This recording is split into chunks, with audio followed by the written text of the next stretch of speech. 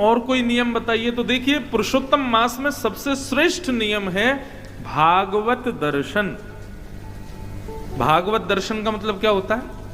भागवत का मतलब केवल पोथी नहीं, भागवत का मतलब भगवान के जो हैं उनका दर्शन।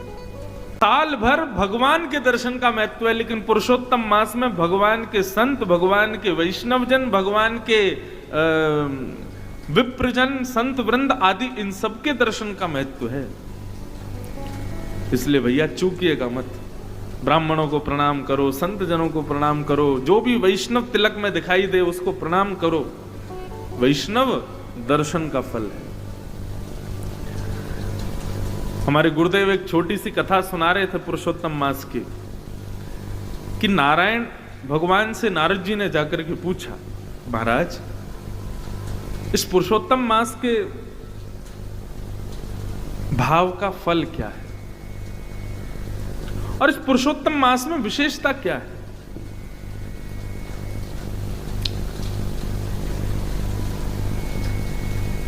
तब भगवान श्रीमन नारायण बोले, देखो अब हम तुमको बताएंगे तो तुमको शायद इतना समझ नहीं आए, तो एक प्रैक्टिकल करके बताते थे। नारद जी बोले, बताइए। बोले, नीचे अमुक नाम पर एक तालाब है, उस तालाब में एक मछली है, उस मछली से जाकर के पूछो पुरुषोत्तम मास का फल क्या है। नारद जी हंसने लगे, बोले मछली से जाकर के पूछूं मैं?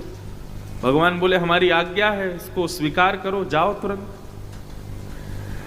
नारद जी महाराज पृथ्वी पर जहां भगवान ने बताया तो वहां आए। तालाब में एक मछली थी। नारद जी ने जाके प्रणाम किया, जय हो मत्स्य देवता, भगवान की आज्ञा हुई है कि हम आपसे पूछें कि पुरुषोत्तम मास का फल क्या है, कृपा करके बताइए। बहुत सावधानी से सब लोग श्रवण करो।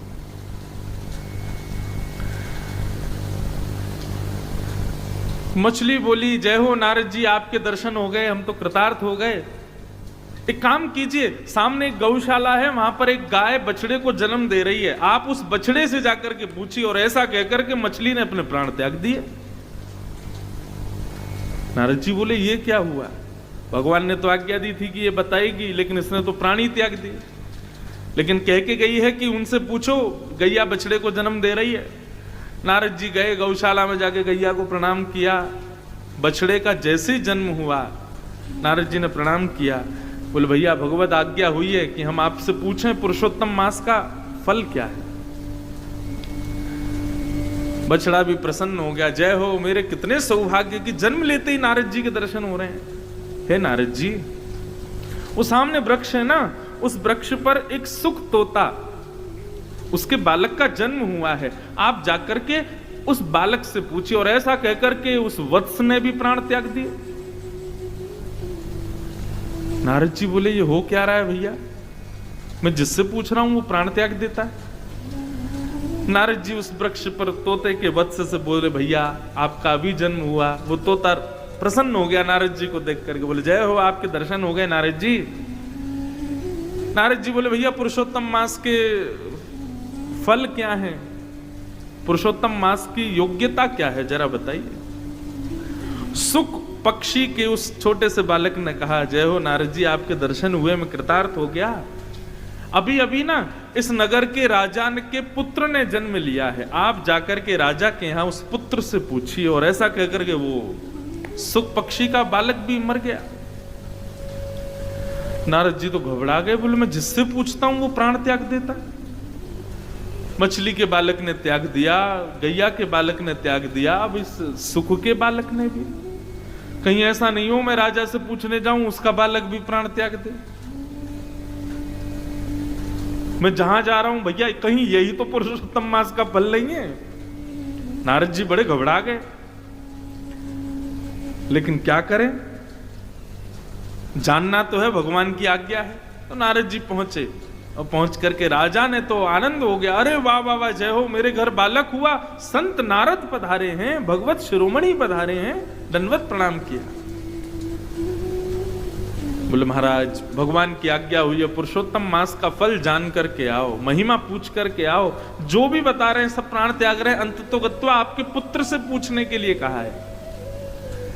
नन्ना सा राजा का पुत्र जैसे ही नारद जी की गोद में दिया, तो भगवत आज्ञा से वो नन्ना सा बालक ही बोलने लगा, बोले जय हो नारद जी, आपको प्रणाम।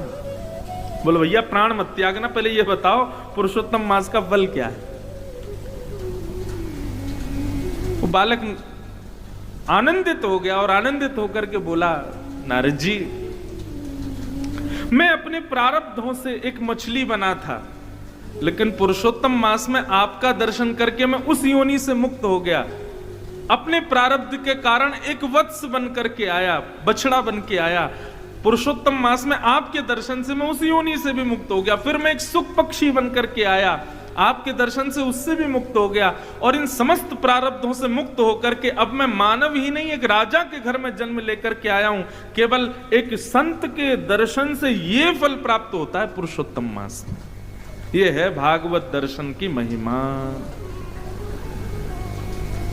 हे नारद जी, व्यक्ति अपने प्रारब्धों से 84 लाख योनियों में भटकता है, परंतु वो जितनी बार वैष्णव दर्शन पुरुषोत्तम मास में करता है, उतने ही उसके प्रारब्ध की योनियां जो हैं वो उनसे मुक्त होता चला जाता है। मतलब अब राह चलता जो भी तिलक लगाए सब वैष्णवी हैं।